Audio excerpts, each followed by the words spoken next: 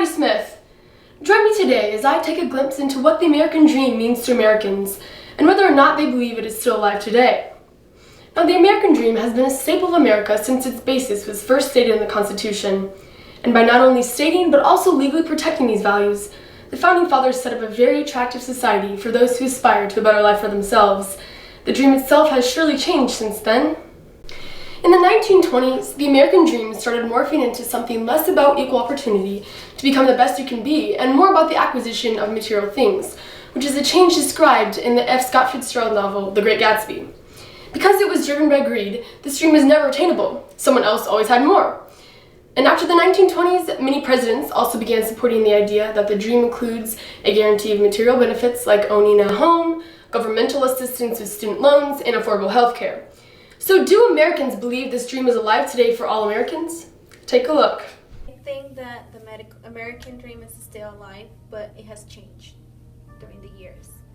I hear more about student loans, worries about retirement, healthcare, that Spencer. It's still alive, but it's getting changed more. And healthcare, it's just. I feel like it's almost like a nightmare now, because it's so expensive to get healthcare now, to pay for insurances. It's still alive, but it had changed over the years. That's what I think. It's a hopeful promise, and I hope that it will be again. But right now, there's just so much disparity in our country. I guess when I think of the American dream, it's people being able to pick themselves up from not having much and actually own a home and do well and provide for their families well. And right now, I think unless you're already super rich, that it's difficult right now. So probably an empty illusion at this time, but I'm hopeful it'll come back. Hopeful promise, I think it's definitely attainable. I think despite whatever circumstance, I think it is attainable for all Americans. Sure, it might be tougher at times for one person or another, depending on the circumstances. But I definitely think it is attainable. Yeah, that's agree. I mean, if you were to, you could read Steinbeck, for instance, and he would argue that the American dream is accessible, or even Scott Fitzgerald also said the same. And I would argue that comes more from a personal question of whether you want to accept it as being dead or actually being optimistic and wanting to pursue higher circumstances. So I think as long as you, I don't want to say just believe that it's true, but if you were to pursue it as if it's true, it would totally happen. I do think it's still a hopeful promise. I don't think it's alive today for all Americans. So for people like me, it's worked out really well. But I was born with many unearned privileges. I think that there's still too much discrimination in our country against people of underrepresented groups. And I think that makes it virtually impossible for some of them to achieve the American dream. I think we can still move toward it, though. I don't think it's hopeless. I think in the next few years, we're really going to have to fight to make sure that people of color, people from the LGBTQ community, people with disabilities, people who are currently in poverty, can have equal access to the American dream. Here in America, we have better opportunities and all sorts of different rights. In Tanzania, we only had a few rights, but here we can get a right to education and getting a good paying job. If I just look in my clinic, I unfortunately have to say no. I really have the strong feeling that this is really a propaganda kind of item.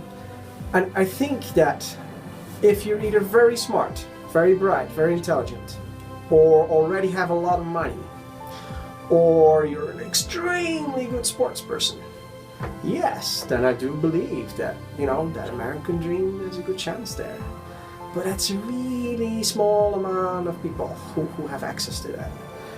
But for the majority of them, No, unfortunately not. And there are of course always outliers. There's always somebody who indeed comes from nothing and then achieves amazing things.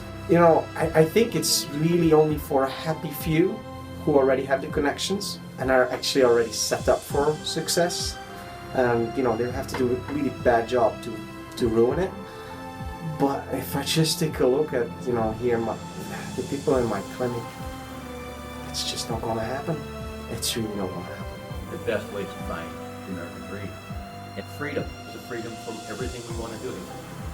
But I think it's still there. It's going to always be there as long as there's people that believe in that.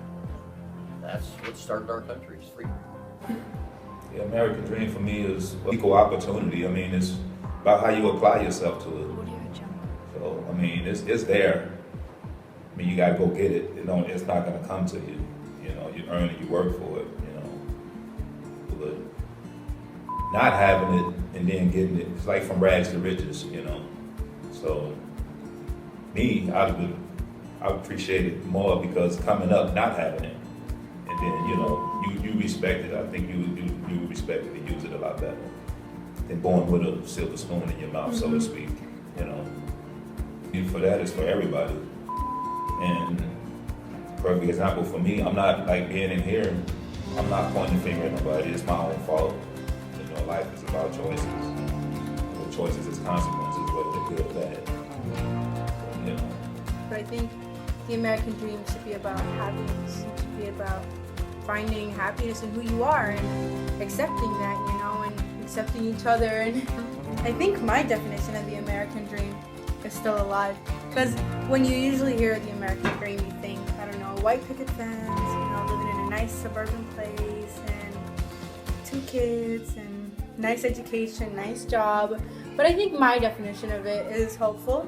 I think you can find happiness regardless of who you are or where you are or whether you can choose to find happiness in what you do. You know, as long as you're doing what you love and standing up for what you believe in, I think you're good. Well, there you have it. Thanks for joining me today. I'll see you next time.